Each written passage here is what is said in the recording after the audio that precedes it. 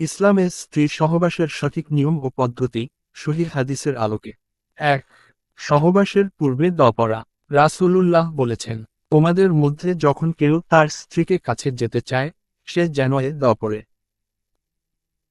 অর্থ, আল্লাহর নামে, হে আল্লাহ, আমাদেরকে শয়তান থেকে দূরে রাখুন এবং আমাদের যে সন্তান দান করবেন তাকেও শয়তান থেকে দূরে রাখুন।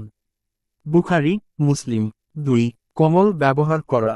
নবী স্ত্রীদের সাথে মমতা, ভালোবাসা ও খেলার ছলের সময় কাটিয়ে তারপর সহবাস করতেন। হঠাৎ রুক্ষভাবে কাছে যাওয়া নিষেধ। মুসলিম, আবু দাউদ। ৩. শালীনতা বজায় রাখা। সহবাস যেন লজ্জাহীন বা প্রকাশ্যে না হয়। রাসূল বলেছেন, তোমরা পশুর মতো একে অপরের ওপর ঝাঁপিয়ে পড়ো না। ইবন মাজাহ। ৪. হারাম কাজ থেকে বিরত থাকা। মাসিক অবস্থায় সহবাস করা হারাম। সূরা বাকারা ২:২২। পেছনের দিক দিয়ে সহবাস করা কঠোরভাবে নিষিদ্ধ। আহমদ, আবু দাউদ।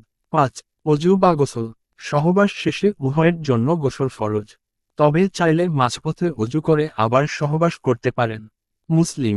সংক্ষেপে, ইসলামে স্ত্রী সহবাসের সঠিক নিয়ম হল: পূর্বে দোয়া পড়া, কোমল আচরণ করা, শালীনতা বজায় রাখা, হারাম পদ্ধতি থেকে বিরত থাকা এবং শেষে গোসল করা।